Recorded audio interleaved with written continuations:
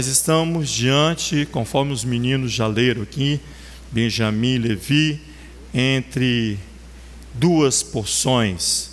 É uma parachute, Mehubarot, significa que nós vamos fazer a leitura de duas porções.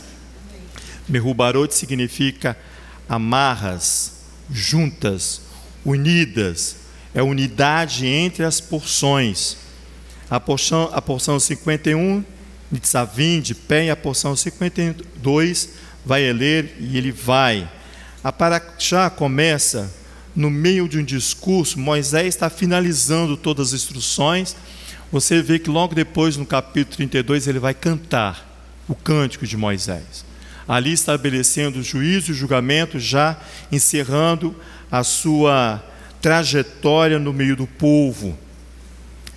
Esse, segundo os especialistas, os comentaristas, é o último dia de vida de Moisés. Então você vai ver que nós clamamos a Adonai. Olha o clamor que nós estamos fazendo. Diz assim: clamamos a ti com o poder da tua destra, que libertes o cativo, aceita o clamor do teu povo, fortalece-nos e purifica-nos, ó reverenciado, ó poderoso. Clamamos que proteja-nos como a menina dos olhos, aquele que defende a tua unicidade. Aquele que defende a tua unicidade, guarda essa expressão. Abençoa-nos, purifica-nos, ortoga-lhes com a tua misericordiosa justiça. Poderoso, santo, em tua abundante bondade, guia a tua congregação. Tu és o nosso sagrado conselheiro. Volta-te ao teu povo, que está consciente da tua santidade, está consciente da tua unicidade. Aceita as nossas orações e ouve os nossos clamores, ó tu que penetras os pensamentos secretos. Bendito seja o nome daquele cujo o reino é eterno, e o nome em nome de Yeshua, o Messias. Amém e amém. Essa foi a nossa oração. Essa oração, essa bênção aqui, é a bênção que se faz na contagem durante a contagem do Homer. Ensina-nos a contar os nossos dias. Léo lembrou muito bem desse texto aqui, por isso que eu fiz questão de fazer a leitura. Esse clamor que nós fizemos está de acordo com a bênção que é prescrita ali na contagem do Homer. Por quê? Porque ela faz referência aos defensores da unicidade de Adonai. Nós temos essa função e essa obrigação individual e como casa, que nós precisamos ser defensores da unicidade de Adonai. Essa expressão, unicidade, no hebraico é Yahad. Ela vai dar origem à palavra Errad, único, Errad. Mas Yahad, ela não significa, Léo, uma soma aritmética, como um ser, um só. Não. Essa palavra no hebraico, ela traz o sentido de ser ou estar unido. E quando eu falo que eu sou defensor da unidade de Adonai, a unicidade de Adonai, Ele como único Elohim de nossas vidas, eu estou dizendo que eu sou um com Ele. Por isso que Adonai diz para nós que todo aquele que se revolta ou não cumpre ou abandona Adonai, ele não crê que Adonai é um. E nós somos os promotores dessa unicidade de Adonai. E o que vai identificar e justificar aqueles que pertencem, que são defensores dessa unicidade, é a adesão que você e eu precisamos fazer a Ele. Por isso que são duas parashot, unidade entre as porções. O âmbito ao qual nós estamos já diz isso. Eles são aqueles que estão aptos para o exercício de suas funções, defensores da unicidade de Adonai. Interessante, quando eu estava vendo isso, Léo, os hebreus, eles defendem essa causa, mas eles vão lá no Salmo 133, eu convido você para ir lá comigo. Eles identificam essa expressão, defensores da unicidade com Adonai, porque eles creem e entendem que não é uma contagem aritmética de ser um, mas é uma unidade, uma composição com o único Elohim. No Salmo 133, deixa eu ir lá com você, para você acompanhar comigo essa questão, como ela é forte em nosso meio, e as funções que Adonai tem dado para nós. No Salmo 133, na sua Bíblia, na minha versão e na sua versão que está contigo, diz assim: quão bom e quão suave é que os irmãos vivam em união. É como óleo precioso sobre a cabeça, que desce sobre a barba de Arão, e que desce a orla das suas vestes. É como o orvalho do Hermon, que desce desde os montes de Sião, porque ali o Eterno ordena a bênção e a vida para sempre, a vida eterna. Diz assim em outra versão: poemas das subidas de Davi. Davi subia junto com toda a congregação, cantando estes salmos: eis que bom, que agradável habitar, irmãos, unidos assim. Você viu que vai ficar a diferença? Como é bom habitar unidos assim. Não é uma unidade simples, mas é o Yehad, é habitar no coração do santuário sagrado com Adonai. Por isso, quando eu me aparto dele, quando eu transgrido as suas leis, os seus mandamentos, eu não creio que essa habitação ela é única. Aí eu vou procurar outras habitações. Nós tivemos as leituras de Oséias capítulo 2 semana passada. Com óleo, com bom óleo sobre a cabeça, desce para a barba de Arão, desce até a boca de sua capa. O orvalho do Hermon desce sobre os montes Sião. Sim, lá Adonai ordena a bênção e a vida em perenidade. O poema de Davi coloca um homem que habita em unidade no coração do santuário. O próprio poema, ele está em constante serviço. Por isso que a paraxá é de pé. Fique de pé e ande, porque é uma constante movimentação, muito bem lembrado, em constante serviço. Ele diz assim: esse que ali habita, provoca a descida do Espírito de Elohim, provoca a manifestação de Adonai em seu meio, em seu seio. Você lembra lá em Levítico capítulo 26, quer ver? São as beneficências que traz ali os benefícios daquele que habita com Adonai. Na Torá, no capítulo 26, depois a gente volta, deixa eu ir lá, Levítico 26, logo no início, ele diz assim, olha, na minha Bíblia, o texto é recompensa pela obediência. Ele vai dizer assim: se, verso 3, andares nos meus estatutos e guardar os meus mandamentos e os cumprires, esses são aqueles que habitam, está vendo? Eu vos darei a vossa chuva a seu tempo, e a terra dará o seu produto, e as árvores do campo o seu fruto. A debulha se estenderá até a vidima, e a vidima até a sementeira, e comereis o vosso pão a fartar, e habitareis seguro na vossa terra. Olha só os benefícios de você trabalhar em unidade no coração do santuário. Ele diz assim, ao verso 6: darei paz na terra, e dormirei seguro sem que ninguém vos perturbe. Farei desaparecer da terra os animais nocivos, e pela vossa terra não passará a espada. Perseguirei os vossos inimigos, que cairão a espada diante de vós. 5 de vós perseguirão a 100, e 100 de vós perseguirão a 10.000, e os vossos inimigos cairão a espada diante de vós. Olharei para vós e vos farei frutificar e vos multiplicarei, e confirmarei a minha aliança convosco. Estarei comendo ainda a colheita velha, quando lançares fora a velha para dar lugar à nova.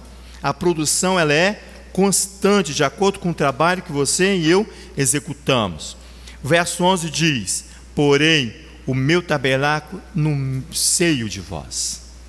Essa é a habitação segura para aqueles que creem na unicidade de Adonai, que Ele é um. Ele diz assim: andarei no seio de vós, serei o vosso Elohim, e vós serei o meu povo. Eu sou o eterno vosso Elohim, que vos tirei da terra do Egito, para que não fosseis seus escravos. Quebrarei os timões do vosso jugo, e vos fiz andar eretos, de pé. Essa andar ereto, andar reto, é andar em retidão. É isso que o texto do Salmo 133, o salmista e os hebreus captaram. Esses Adonai ordena o quê? A bênção e a vida em perenidade. Garante para mim e para você a vida eterna.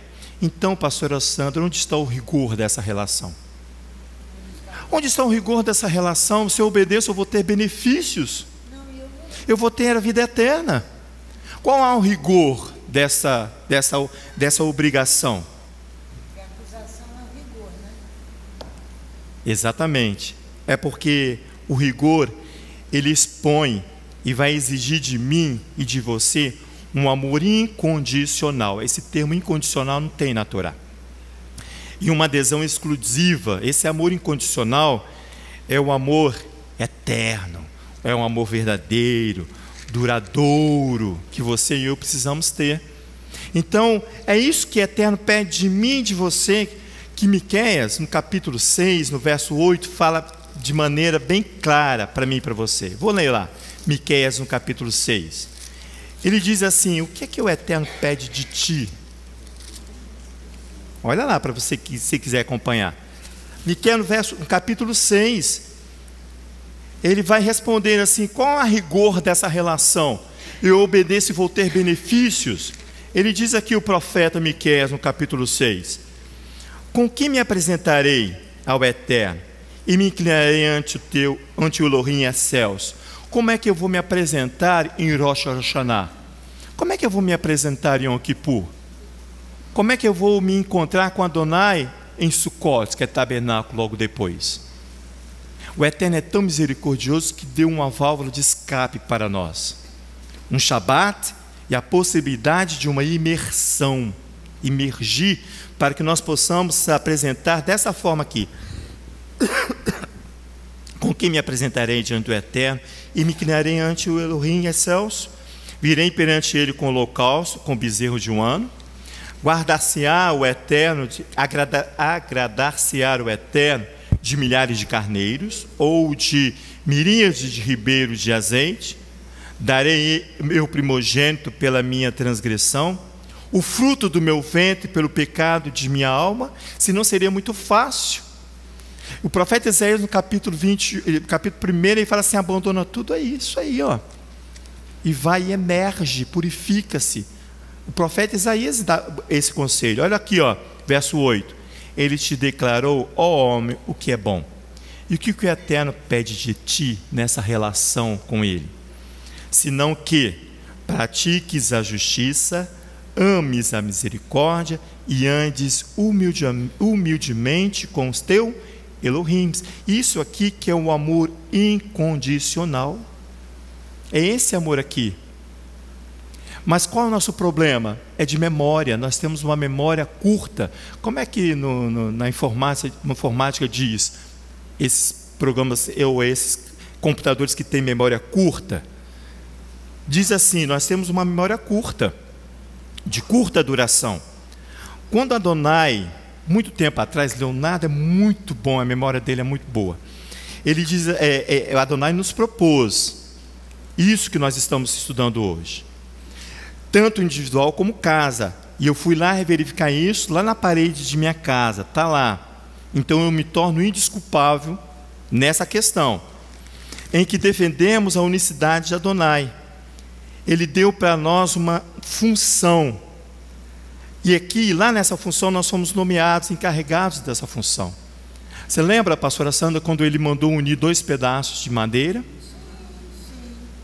Aqueles 2 pedaços de madeira que ele nos uniu ali, Ele estava dando uma função para nós, para que nós pudéssemos defender a unidade e a unicidade de Adonai. Um só Deus. Expulsar todos aqueles que estão no meu e no seu coração. Então, essa questão da memória curta foi para mim que ele falou. Quando eu lembrei disso aqui, eu corri lá no profeta Ezequiel, vai lá para você ver. E o profeta Ezequiel foi dado para nós na época. Eu estou falando que o Leonardo é bom de memória porque ele lembra data, porção, né? Jovem ainda, né? Então, aqui no profeta Ezequiel, capítulo 37, o profeta que vai detalhar muito bem essa questão, cujo resultado desta unidade que ele exige de mim e de você, é que as nações também vão reconhecer e conhecer Adonai pela sua unicidade.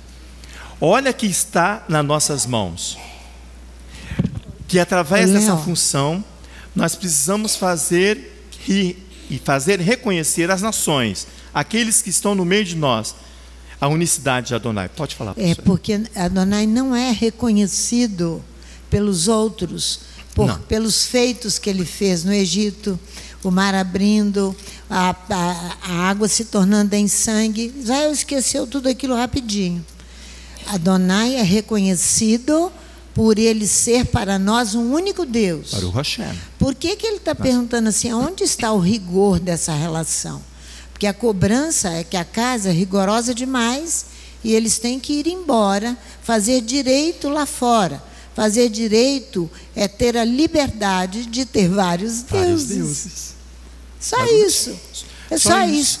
Ter a liberdade de ter vários deuses. Nós não temos. Esta casa não tem liberdade de ter vários deuses. Não temos porque nós assumimos um compromisso. Porque de fazê-lo conhecido no meio dos outros. Fazê-lo conhecido. De fazer Adonai conhecido no meio dos outros. Porque ele não é conhecido pela potência que ele é. Não. Não é reconhecido pelos homens. Ele é reconhecido só quando nós o temos como um único Deus. Você vai ver isso aqui no profeta Ezequiel. Moisés o tempo todo trabalha nessa questão. Eu achei maravilhosa a sua pergunta, Léo. Onde está o rigor? Onde está o rigor dessa relação, pastor? Foi uma pergunta que eu me fiz. Eu me faço. Eu estou me expondo aqui nessa questão. Espera aí, Léo, porque aqueles que estão em casa precisam estar cientes daquilo que nós estamos vendo. Isso. Mas é porque o Leomar está falando, ele fez a pergunta correta. Onde está o rigor? Né? O problema é que, quando a gente fala de defender a unicidade, você foi num texto da tradição judaica de uma oração chamada Ana Bekor, que se ora durante o período Sefirat HaOmer, porque ali você está indo a Shavuot para receber as tábuas do único Elohim. Amém, Léo. Então você vai defendendo essa questão ao longo da contagem do Homer, para que quando você chega lá você seja indesculpável.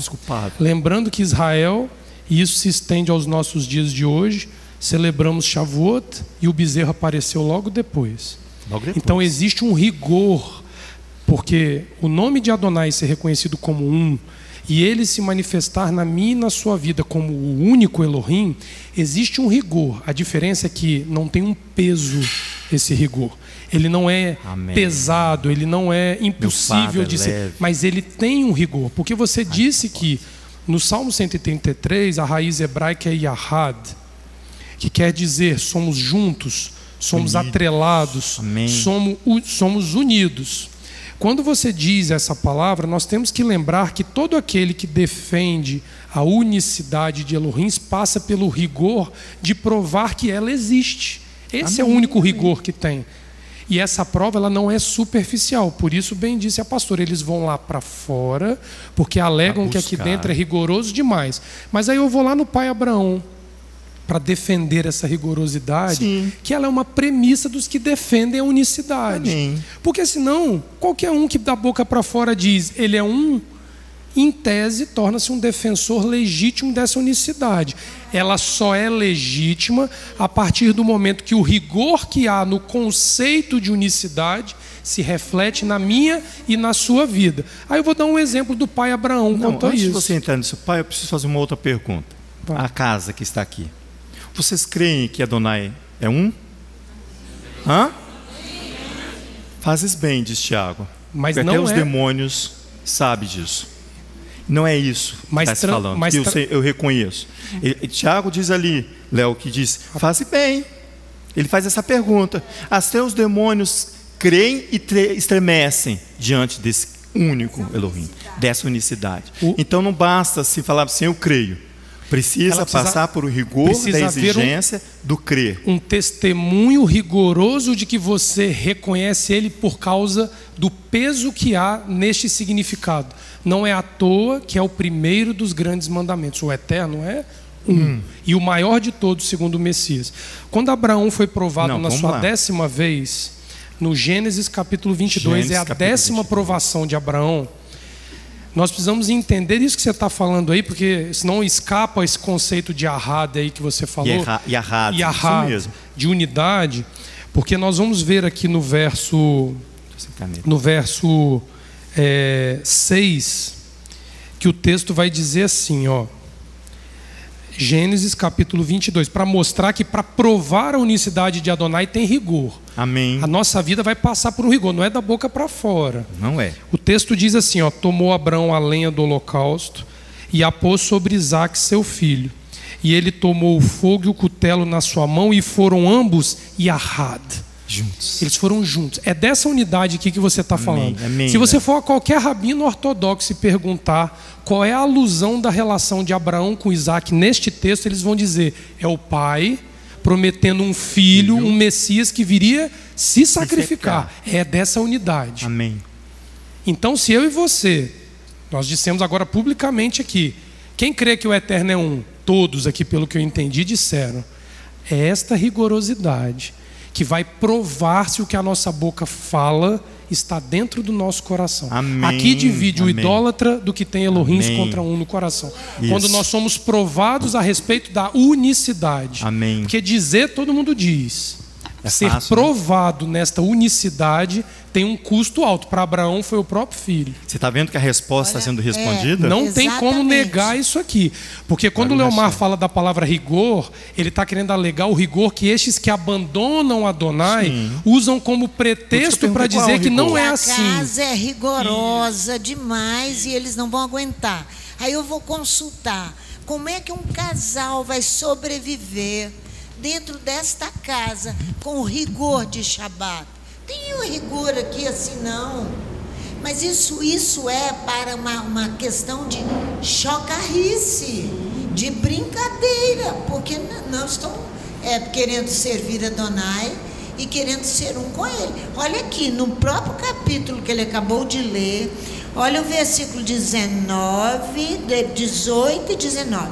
E em tua descendência serão benditas todas as nações da terra, porque obedecesse a minha voz. Esse é o rigor. Agora olha então, Abraão voltou aos seus servos e levantando-se foram juntos a Berseba. Isaque e Abraão estão completamente ligados ao Deus único. Não é uma ligação simplesmente entre irmãos, não. Amém. Estão ligados a uma ligação de unicidade com Adonai. Foi, rigoroso está ali. Baruch Hashem. Muito obrigado. Vamos então a Ezequiel capítulo 37, para vocês como função, minha e sua. Não tenha isso como rigor, irmãos. Você sabe por quê? Senão você vai ser igual Maquiavel. Maquiavel é um filósofo romano. Romano, né? Não, ele é romano. Maquiavel é romano. É romano ainda por cima. Ele diz assim: aos amigos, Leonardo, favores. Aos inimigos, o rigor da lei. É isso aqui que eles falam. Aos inimigos, ao rigor. Eles não têm como inimigo. No capítulo 17 do livro do profeta Ezequiel, essa foi dada uma função tempo atrás para nós. É uma vocação, segundo o Eterno, para conosco. Mas não vou ler todo o capítulo, não. Vai lá no verso 16 para você ver uma coisa. Diz assim, olha, Ezequiel, capítulo 37, verso 16. Tu, ó filho do homem, toma um pedaço de pau, escreve nele, por Judá e pelos filhos de Israel, seus companheiros. Então toma outro pedaço de pau e escreve nele: por José, vara de Efraim, e por toda a casa de Israel, seus companheiros. Ajunta-os, Yerrad, está vendo? Yerrad, um ao outro, para que se unam e se torne um só na tua mão. Não vou ler todo o texto, não, depois você vai ler, porque eu só tenho essa manhã para falar sobre isso. À tarde nós vamos ter ensaio geral para Rosh Hashanah, que já está sendo anunciado aqui, ó, você já viu, né? Ó, se depois vem aqui, contemple de perto para ver o trabalho, belo trabalho que foi feito. Então ele diz assim: quando os filhos do povo, verso 18, te perguntarem, tu nos declararás que significa essas coisas. Olha, ele está perguntando, essa unidade. Tu lhes dirás assim: o Eterno, Elohim, eu tomarei a vara de José que esteve na mão de Efraim, das tribos de Israel, suas companheiras, e as ajuntarei à vara de Judá e farei delas uma só vara, e elas se farão um só na minha mão. Os pedaços de pau em que houveres escrito estarão na tua mão perante os olhos deles, anunciando esta unidade. Dize-lhes: assim diz o Eterno, eu tomarei os filhos de Israel entre as nações, para onde eles foram, e as congregarei de todas as partes e os levarei à sua terra. Deles farei uma nação na terra, nos montes de Israel. Um só rei será rei de todos eles, e nunca mais serão duas nações. Nunca mais para futuro se dividirão em dois reinos. Nunca mais se contaminarão com seus ídolos. Está vendo o que a unidade faz?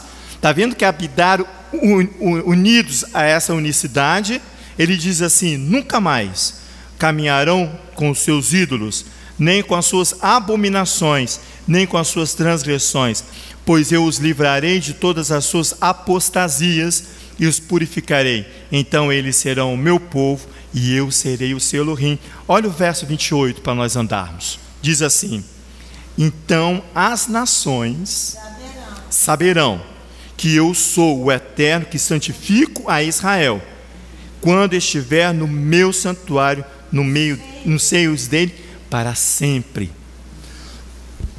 Mais claro do que isso, o profeta falando. Mas eu disse assim: como é que eu vou me apresentar, pastora Sandra, com a multidão de ídolos no teu coração, no meu coração? Adonai responde ao profeta Ezequiel no capítulo 14. Vire a sua página, a sua Bíblia aí.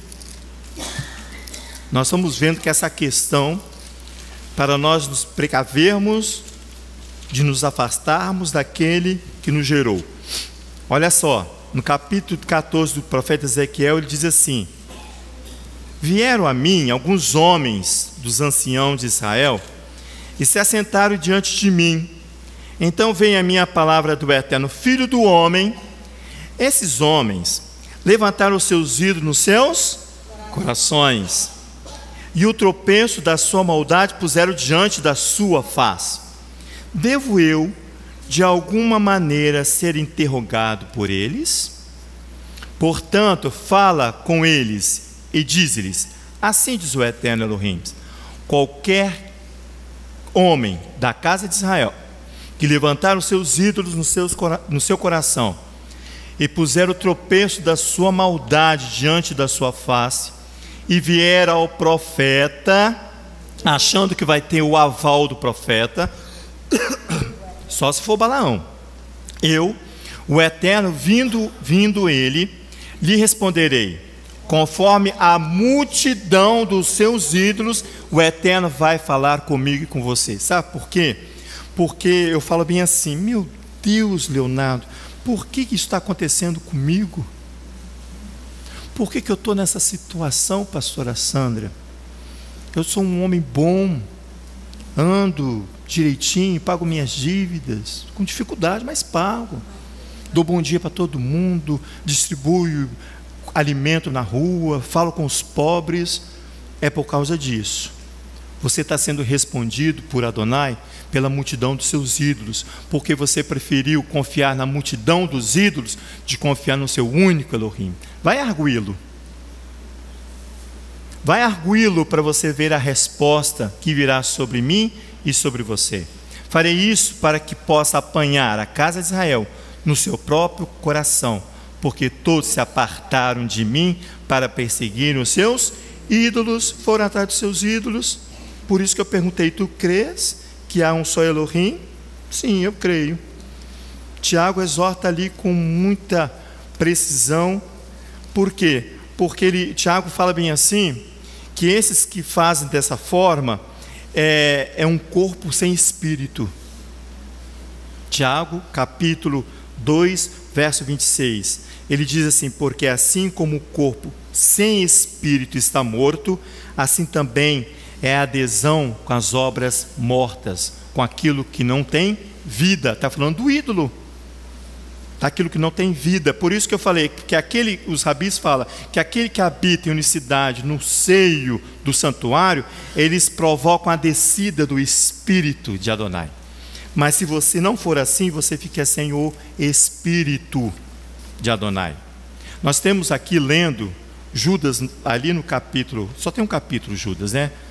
No verso 19 diz assim: desses que procuram, precisa lá não, para nós ganharmos tempo, que nós precisamos ver Moisés sendo introduzido nessa questão. Você viu Abraão? Nem vou em Abraão, não precisa ir em Abraão, mas você vai ver Moisés sendo introduzido aqui.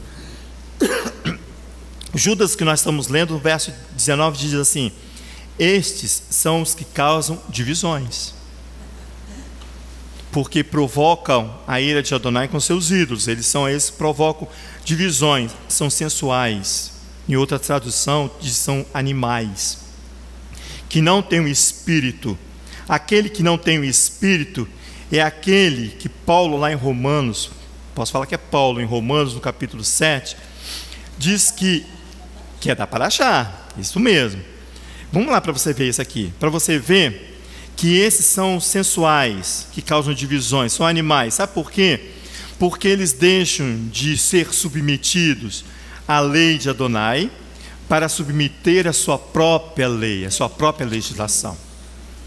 Ah, Leomar, você está dizendo que eu crio leis para mim mesmo? Cria, você compete com Adonai quando você faz isso. Você compete por quê? Por seu coração está cheio de autoridades legislativas, que são os ídolos que você colocou no seu coração. Romanos capítulo 7, eu nem cheguei lá, peraí. Romanos 7. Romanos 7 todo mundo conhece, né? Ele diz assim, não ver tudo não. É Paulo nesse conflito interno, bem humano comigo e com você. Não vou ler todo o versículo não, todo o capítulo não, mas olha o 25. Não, olha o 24, ele diz assim: miserável homem que sou, quem me livrará o corpo desta morte, dessa multidão de ídolo, dessa legislação que eu coloco, porque ele diz assim, olha, que eu criei para mim mesmo. São leis que eu faço e que eu vivo por elas. Olha só, eu faço a lei e eu vivo por elas. Ele diz assim no verso 25, dou graça a Elohim. Por quem? Por Yeshua, Messias. Perdão. De sorte que eu mesmo, com entendimento, sirvo a Torá de Adonai. Mas com a carne sirvo a lei do pecado que eu impus para mim mesmo. Esse é o que causa divisões. Esses que são sensuais, porque utilizam o corpo. 20, 21, sobe um pouquinho aí.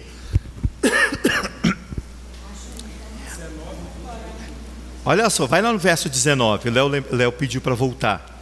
E eu estou tentando agilizar, mas vamos voltar, não tem importância não. Pois, vai devagar, né? Está aqui, ó, devagar. Diz assim, olha, pois não faço o bem que quero, mas o mal que não quero, esse faço.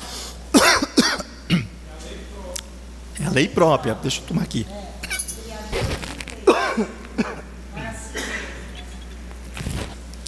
Está impedido de eu falar, peraí.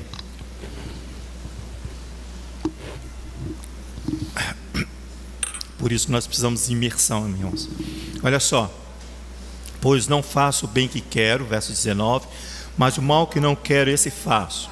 Ora, se eu faço o que não quero, já não faço eu, mas o pecado que habita em mim, no meio do coração. Bem lembrado, Léo, retornar. Acho então esta lei em mim, que, quando quero fazer o bem, o mal está comigo. Pois segundo o homem interior, tenho prazer na Torá de Elohim. Mas vejo nos meus membros outra lei, que batalha contra a lei do meu entendimento, que me prende debaixo da lei do pecado que está nos meus membros. São sensuais. 2 vezes, né? É interessante nós termos voltado aqui, porque vocês creram ou não que alguns cristãos dividem a lei de Adonai dessa forma: a lei de Deus, os 10 mandamentos; a lei de Moisés é o restante. Essa divisão que os cristãos fizeram é para dizer assim: olha, você pode servir a lei de Deus, as 10 palavras, a lei de Moisés, aí você cria sua própria lei, seu próprio estatuto, sua própria legislação, você faz o compêndio, como é que fala muitos deuses? Um panteão. Você faz um panteão, o seu coração de um panteão, ali habitam vários deuses. Paulo é bem eficaz nisso aqui. Fala aí, pastor. Interessante que você está falando dos cristãos que estão lá atrás ainda com essa questão. Não, eu falei da divisão só. Não, aqui dentro da casa. Sim, então. Tem pessoas que têm as suas próprias leis e elas se sustentam nelas e aplicam na vida do outro, e o outro aceita. Naturalmente, ele não consegue perceber que ele está em meio à Torá de Adonai, mas ele não vive Torá. Precisa criar esse conflito que eu em Paulo aqui. É um conflito terrível. Conflito para você entender. Aí, ó, ele vive junto com a Torá, mas ele não obedece Torá. Ele obedece aquele o qual se impõe sobre ele, que é o pecado, que é a lei que o outro impõe. Então nós temos que tomar essas questões e meditar nelas. Urgente isso. Urgente. Amanhã nós precisamos se emergir. Sabe por quê? Porque hoje nosso Marcos, me perguntou lá embaixo: que tempos são esses? Eu falei de colheita. Os campos colheita, pastor Sandro, é colheita. É tempo de colheita. Os agricultores já saíram com as suas armas nas mãos para fazer a colheita. Isso. Exatamente. Os campos brancos estão. Os campos estão brancos para a colheita, dizia Yeshua, não é? Isso aí, já estão prontos. Moisés, irmão. Não vou a Gálatas 5. Não. Depois a gente conversa então sobre Gálatas 5, você está aí impulsionado por isso, né? Paulo ensina isso o tempo todo, irmão. O tempo todo. Moisés, desde o princípio, irmãos, ele foi encarregado dessa função porque ele olhava o pai Abraão, Isaac e Jacó. Desde o momento quando Adonai falou bem assim: olha, eu vou te substituir, Moisés, este povo, e de ti farei uma grande nação. Falou com Moisés. Moisés disse: não, lembra-te de Abraão, das promessas feitas a Abraão, Isaac e Jacó. O próprio Moisés faz a reverência aos nossos pais, por causa dessa questão ali que Léo acabou de ler no capítulo 22 do Gênesis, por causa dessa unidade que Abraão já tinha com o pai. Então Moisés não poderia ser diferente. Ele diz ali no capítulo 3, quando ele encontra com Adonai, esse é um dos encontros mais bonitos que tem na Bíblia, um dos mais bonitos que tem na Bíblia. No capítulo 3, eu vou fazer a leitura, você me acompanhe, que eu vou fazer em outra versão. Só o verso 13 a 15, por causa do nosso tempo. Diz assim, olha, Êxodo capítulo 3, verso 13 e 15. Ele fala assim, no verso 13. Êxodo 3, verso 13. Ok? Perdão, irmã. Verso 13. Moisés diz a Elohim: eis, eu mesmo, eu venho aos Bnei Israel, eu lhes digo, o Elohim de vossos pais enviou-me a vós. Eles me dizem, qual é o nome? Qual é o seu nome? E o que lhe direi? Eis a pergunta de Moisés para Adonai, porque Moisés precisava ser enviado a anunciar para os Bene Israel. O verso 14 diz: Elohim diz a Moisés, Erie, Asher, Erie. Nós temos aquela placa ali, está vendo? Aquele estandarte ali, ó. Erie, Asher, Erie.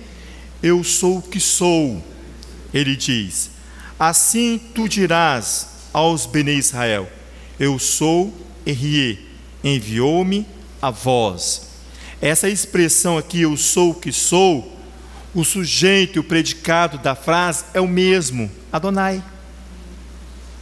Os rabis dizem aqui que ele é o princípio e o fim de todas as coisas, que ele é o Aleph e o Tav, no compêndio das letras hebraicas. Ele é único. O verso 15 diz, Elohim diz ainda a Moisés, dirás assim aos Bene Israel, Adonai, o Elohim de vossos pais, o Elohim de Abraão, está vendo? O Elohim de Isaac, o Elohim de Jacó, enviou-me a vós. Eis o meu nome, em perenidade, para sempre. Eis a minha memória de ciclo em ciclo. Nós estamos encerrando um ciclo para iniciar um novo ciclo. E o nome de Adonai é o mesmo, o Errado de Israel, único, e a sua unicidade. Moisés, irmãos, para isso, ele precisou se manter íntegro. O discurso de Moisés reside em anunciar que as teofanias, todas provocadas por Adonai, que a pastora citou aqui, o mar vermelho se abriu, chuva de saraiva, nuvem de dia, fogo, colunas de fogo à noite, as rãs, o êxito por inteiro, né? Tudo que intenso que ele fez ali, as suas teofanias. Moisés, ele vai anunciar isso e para definir que a unicidade de Adonai. Não para que você venha reconhecer Adonai por elas, mas que você venha reconhecer que ele é único, o Errado. Faz todas essas maravilhas. Porque você fica atrás de movimentações espirituais para você se fixar. Não, você precisa se fixar debaixo da Torá para reconhecer que ele é um. Moisés afirma simplesmente que a inexistência das divindades adoradas pelas nações, ou pelo menos a sua ineficácia, elas existem, né? Você sabe, eu sei que elas existem, mas elas são ineficientes, diz eles. Moisés, quando está ali no capítulo 4 do Deuteronômio, quando ele começa a falar ao povo ali, essa geração que vai atravessar o Jordão, ele diz assim, jamais aconteceu coisa tão grande como esta, de um Elohim, um único se apresentar, jamais, ele fala, de acontecer dessa forma. Você vai ver as expressões, como a inauguração do templo ali em 1 Reis, com Salomão. Salomão faz uma oração linda, depois você vai lá no capítulo 8 de 1 Reis, no final, você vai ver ele falando, que no final ele diz assim, para que todos os povos da terra, ele fala, olha só, depois da construção do templo, ele fala assim, é para que todos os povos da terra saibam que o eterno Elohim é um e não há outro. O rei Salomão fala isso na conclusão do templo. Lá em 1 Coríntios, não precisa ir lá, Paulo fala assim que o ídolo não tem significado nenhum no mundo, porque só Adonai é um. Então você vai encontrar de Gênesis a Apocalipse dessa forma, e você não pode se acostumar com o ídolo que habita em mim e em você. Não pode se acostumar, porque nós precisamos adentrar, Léo, as festas bíblicas, e eu preciso imergir. Nós precisamos imergir, não é a imersão do Léo, do Leonardo, da pastora, é a imersão da casa. Vai lá em Efésios para você ver. Olha aqui, em Efésios capítulo 4. Eu vou devagar agora, tá? Se passar um pouquinho, não tem importância não. A Larissa mandou avisar que 1h30 é o ensaio com as crianças. E às 14 horas com os pais, tá bom? Com coral, perdão. Com coral. Senão eu vou ter que colocar Leonardo cantando no coral. Vai ficar ruim, Léo? Não. Você precisa participar do coral para você ver como é bom. Ah, Léo, eu não estou aprendendo. É um aprendizado constante. Efésios, capítulo 4. Olha que bonito isso aqui. Olha o verso 5. Fala bem assim: um só. Então vamos ao 4, né? Há um só corpo e um só Espírito, como também fostes chamados em uma só esperança na vossa vocação. Um só dom, uma só adesão e uma só imersão. Até a imersão que você vai fazer para amanhã não é na questão numérica, porque senão não vamos cair naquela questão. Eu já fui batizado. Nós não estamos falando desse batismo. Nós estamos falando de imersão, que é bíblico. O batismo que você lê aqui na Brit Hadashah é imersão. Eles vêm acompanhando toda uma legislação de Torá para chegar aqui e falar dessa forma, ó: há um só Elohim e Pai de todos, o qual é sobre todos e por todos e em todos. Está vendo? Por isso que eu preciso sempre estar em mente do termo Yahad.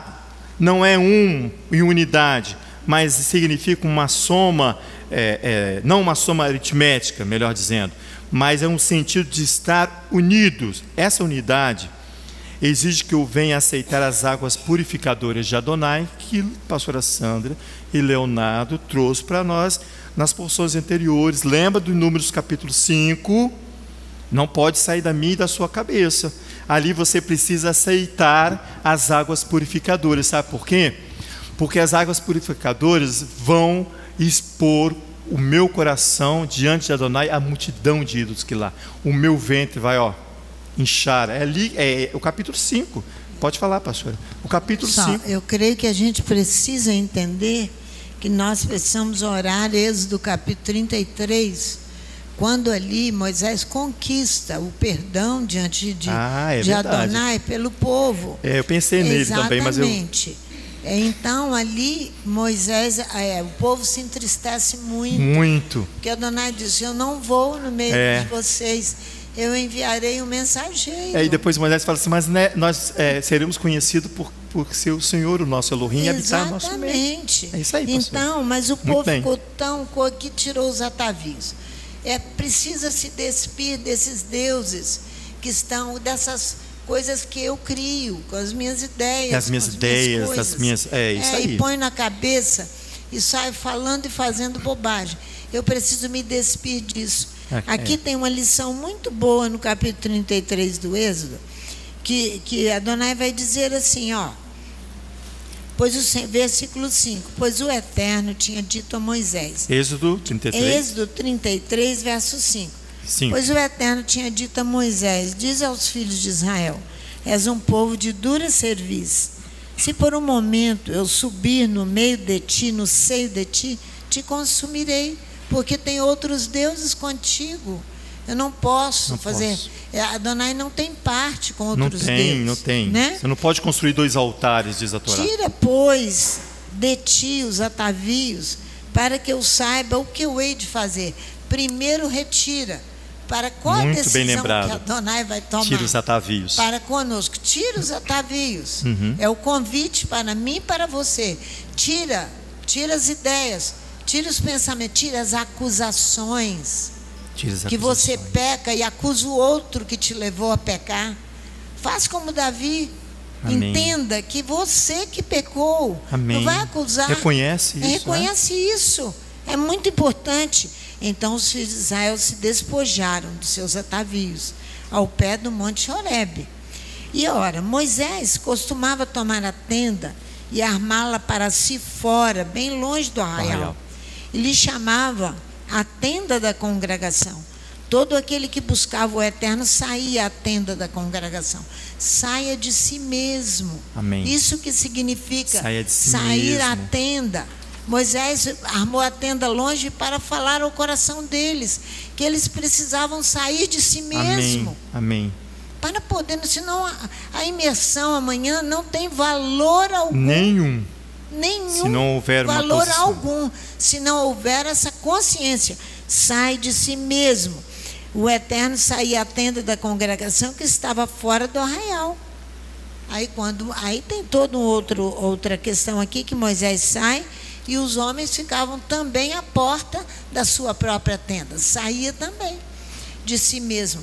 Essa é a chave para Amém. Começar, para ver o que Adonai vai fazer, né? É a chave. É a chave.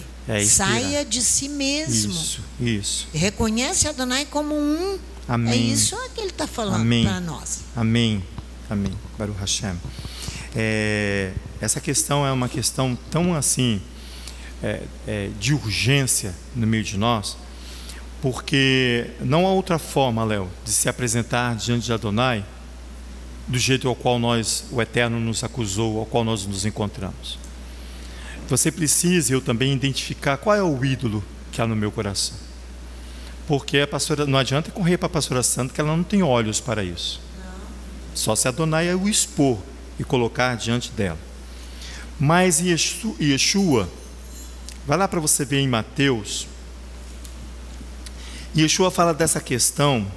Eu vou entrar aqui porque a pastora deu um gancho, que é a questão do arrependimento de pecado, que você e eu precisamos ter. Expulsar os ídolos do meu e do seu coração tem a mesma função de arrepender-se dos meus e dos seus pecados. Mateus capítulo 3. Esse texto é muito conhecido do Rita.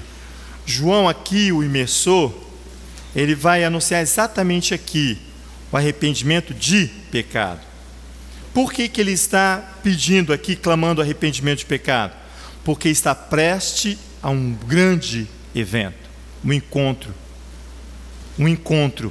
com o reino. Olha aqui, na sua versão. Capítulo 3 de Mateus, verso 2.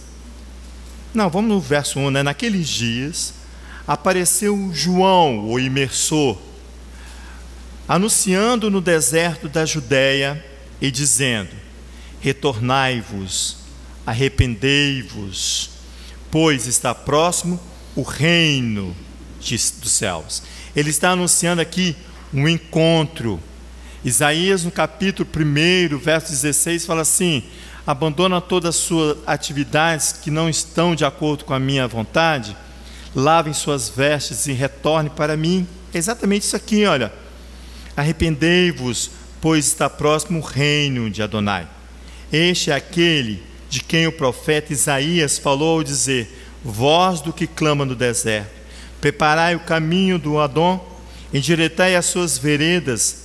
As vestes de João eram feitas de pelo de camelo e traziam um cinto de couro na cintura. Seu alimento era de gafanhoto, e ele se vestia e comia, se alimentava de mel e se vestia de pelo de mel e se alimentava de mel. Mas ao verso 7, mas vendo ele muitos fariseus e saduceus que vinham à imersão, mas não estavam aptos, ele diz assim: raça de víboras, quem vos ensinou a fugir da ira futura? Porque o Leonardo vai fazer a imersão amanhã, mas Leonardo não sabe como anda o meu coração. Eu vou fazer e ninguém vai saber a multidão de ídolos que há em mim. João imersor imediatamente fala assim: raça de víboras, quem vos ensinou a fugir da ira futura? É o profeta que fala isso, João, o imersor. Olha para você ver. Ele diz assim, verso 11: eu vos imerjo com água para o arrependimento, mas após mim vem aquele que é mais poderoso do que eu, cujas sandálias não sou digno de levar. Ele vos imergirá com o Espírito Santo e com fogo. Ele vai pegar não somente o ritual que você está vendo com os olhos físicos, mas ele vai lá nos profetas. O profeta Malaquias diz que nós seremos purificados com água e com fogo. Água e fogo, essa é a função do Messias, Yeshua, que vem numa função de anunciar a unicidade do Pai. Capítulo 7 do livro de João. Eu e o Pai somos um. E é errado. Aí você fala assim, Yeshua é Deus. Não. Ele habita no interior do santuário, irmãos. No interior do santuário, Yeshua habita. Por isso que ele é um com o Pai, uma adesão que ele exige, que a Torá exige de mim, de você, que vamos trabalhar a favor dele. As duas parashot, eu vou encerrar, traz os termos aqui, parece que são contraditórios, né? De pé, que significa ficar ereto, e ele vai, anda. Mas não, as duas parashot, elas se complementam, porque nitzavim, da raiz natsab, significa permanecer em pé ou ficar firme, mas não fixo. Ficar firme, mas não fixo. Num contexto de Torá, estar de pé não é apenas uma condição física minha e sua. É uma postura que eu preciso assumir, e você também. Que se espera de alguém que assume uma posição por efeito de uma nomeação. Isso aqui é uma postura. Você vai assumir uma posição ao qual você foi nomeado. Lembra que eu falei que quando o Adonai nos manda fazer 2 tabuletas de madeira e fazer aquela ação de unir uma com outra, nós recebemos uma nomeação. Isto é, posicionar no cumprimento do dever, eu e você.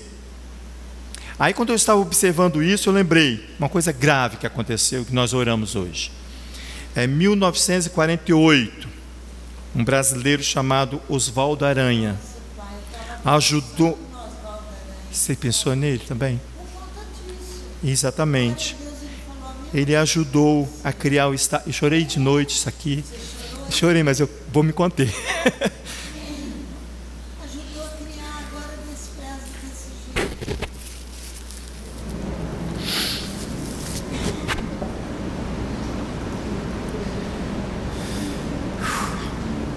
Ele ajudou a criar o Estado de Israel. Léo, 76 anos depois, um homem impuro, um homem muito que tem como base uma legislação própria das suas próprias imundícies. Desculpa falar nisso. Através de uma comitiva ele vai prevaricar. Você sabe o que é prevaricar? É faltar com o cumprimento do dever. Adonai vai cobrar dele, de toda a sua comitiva e de todos os seus adeptos. Você precisa tomar ciência disso, porque no meio de nós, ainda há aqueles que o apoiam. Apoiam. Quando o profeta, quando nós lemos ali Jeremias capítulo 17, se você observar o texto, diz assim, os nomes deles serão escritos no chão. Serão tragados como os discípulos ali de Datã e Abirão. Porque nós estamos agora para escrever o nome no livro da vida. Você precisa escrever, e nós precisamos escrever os nossos nomes no livro da vida. Ou riscar. Ou riscar. Ele prevaricou como comandante de uma nação, e a nação corre um grande risco. Ele faltou com o cumprimento do dever por interesse próprio ou por simplesmente má fé. Isso é fácil de entender. Ele não tem adesão com Adonai. Ele cometeu um abuso de poder, provocando injustiça ou causando prejuízo a uma nação. Eterno precisa se levantar a favor da nossa nação, daqueles que são sinceros para com eles, daquele que é firme, reto, de pé, que anda erguido, falando de Torá, anunciando os profetas e Yeshua, fazendo adesão com Adonai, para neutralizar qualquer ira de Adonai que venha sobre nós. Nós clamamos a Yeshua. Romanos capítulo 5, Paulo ensina ali que ele é capaz de cessar a ira de Adonai, o Messias. Vai Eler, e ele andou. Ele vai no cumprimento do seu dever, mas o nosso comandante do país não foi. É uma postura complementar de Mitzavim, porque a raiz verbal aqui é alar, indica, sabe o que? Um abalo no interior de cada um. Você precisa ficar de pé para que você seja abalado, eu e você. Pode falar, Leonardo.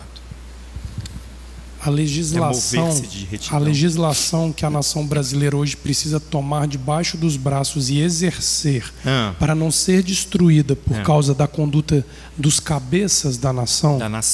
Porque eu tenho certeza que não representa a maioria do pensamento da nação, a posição dele ontem. Mas se nós não soubermos agir juridicamente nesse aspecto, seremos arrolados como culpados da mesma forma que os que estiveram lá presencialmente foram culpados pelo que fizeram. E a legislação é uma só. Concordo. É uma só. Quando ali Joabe chega às portas da cidade chamado Abel, o nome da cidade era uma cidade de paz. Abel? Meloá. A pastora lembrou o nome. Esse texto aqui, Léo. Quando Joabe chega para destruir a cidade, porque ali tinha um revoltado contra Israel ali dentro. Uma mulher se levanta do meio da cidade e diz assim: vai destruir uma cidade e um povo inteiro por causa da cabeça de um homem que se esconde no nosso meio, quando nós somos uma cidade que é mãe das cidades de paz em Israel. Ele usa essa expressão. Quando o Brasil, lá no passado, foi uma nação de paz que trouxe e gerou o Estado de Israel, por causa da cabeça de um? Não. Nós arrancaremos a cabeça desse homem, vamos jogar pela muralha, e Israel se recolhe disso. É uma questão jurídica. Está lá em 1 Reis esse texto, não lembro onde está exatamente. É a legislação que inocenta uma cidade, um estado e uma nação quando o governo que está sobre ela não é reconhecido pelo povo. Mas não adianta ficar fazendo manifestação pública na Avenida Paulista. Não, a nossa manifestação é jurídica diante da Torá, para que não caia sobre nós o sangue daqueles que são culpados e riscados do livro da vida. Amém. Porque esses não têm vez com Adonai.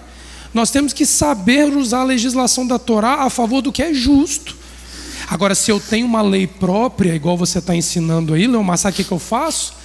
Eu vou ao Supremo tentar alguma coisa. Eu vou entrar na justiça, né? Eu pego uma arma e dou um tiro no indivíduo que faz isso.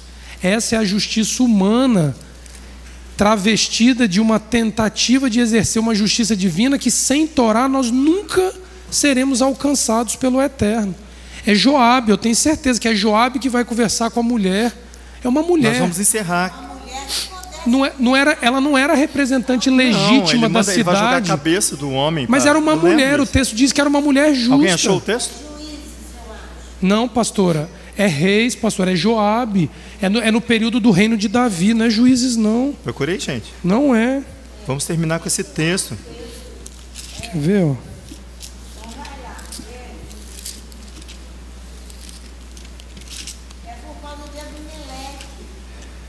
Quer ver?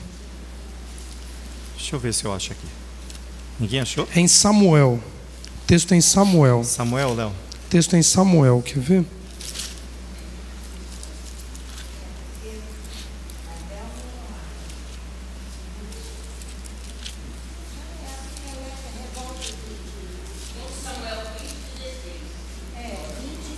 Segundo? Primeiro. Segundo, sabe? Vamos lá, irmãos. Isso, é isso aqui, ó. Essa mulher aqui é a noiva que vai se casar com o Eterno. É símbolo de uma comunidade que vai dar o grito pela justiça aqui, ó. Aqui, ó, o texto diz assim, ó: vieram Joabe, verso 15. Léo, vamos ficar de pé. Segundo Samuel, capítulo 20. Toma aqui o microfone. Não, tô aqui. Segundo Samuel, capítulo 20. Vamos ficar de pé para nós encerrarmos essa manhã. Você que está em casa, que participa dessa análise do texto de Torá, para que nós possamos andar nisso, como só corpo, como diz o profeta Ezequiel. Segundo Samuel, capítulo 20, a partir do verso 15. Nós podemos até o final, né, Léo? Amém. Capítulo 15, segundo Samuel, capítulo 20, 2 Samuel, verso 15.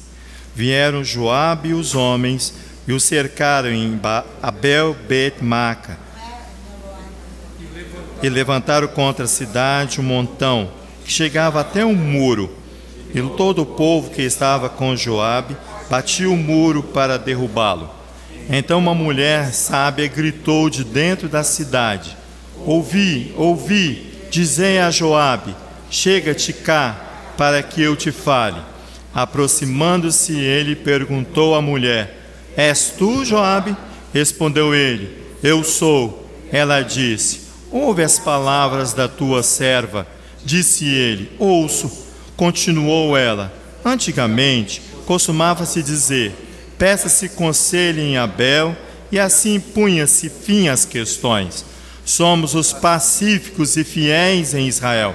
Tu procuras destruir uma cidade que é mãe em Israel, porque devoraria a herança do Eterno? Respondeu Joabe: Longe, longe de mim que eu tal faça, que eu devore ou arruine. A coisa não é assim. Um só homem da região montanhosa de Efraim, cujo nome é Seba, filho de Bicre, levantou a mão contra o rei, contra Davi. Entregar-me, ó este, me retirarei da cidade.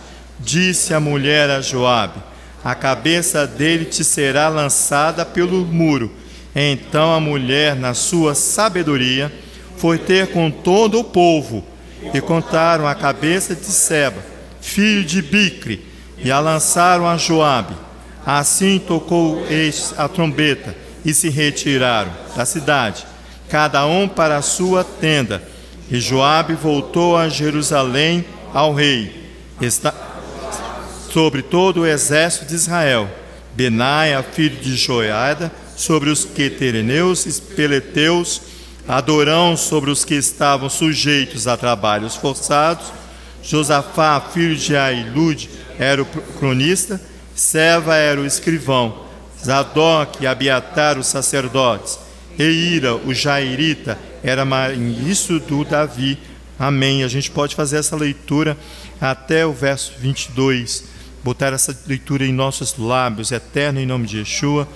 Nós apresentamos esse texto que provém do Teu Espírito, ó Pai, trouxe a nossa memória, para que nós venhamos colocar para que uma nação, essa mulher, venha entregar a cabeça deste homem, deste infiel, deste impuro, deste que faz, ó Pai, de Tua própria legislação, ser conduzida toda uma nação. Eterno, nós não temos armas físicas, mas nós temos a nosso favor a Tua Torá, pois tento que ela possa ser exercida em nosso tempo, para que os nossos olhos físicos e os nossos olhos espirituais possam perceber e experimentar quão é bom, agradável permanecer unidos a Ti, em único Elohim de nossas vidas, em nome de Yeshua, o Messias. Amém. Yevarecha Adonai virish mirecha, Yeh Adonai panavelecha virunek, Issa Adonai panavelecha viasemelecha shalom. Bishem Yeshua HaMashiach. Amém. Que o Eterno nos abençoe e nos guarde. Que o Eterno faça resplandecer o seu rosto sobre nós e tenha misericórdia de nós. Que o Eterno sobre nós levante o teu rosto e nos dê a paz, o Shalom. Em nome de Yeshua, o Messias. Amém. Shabbat Shalom.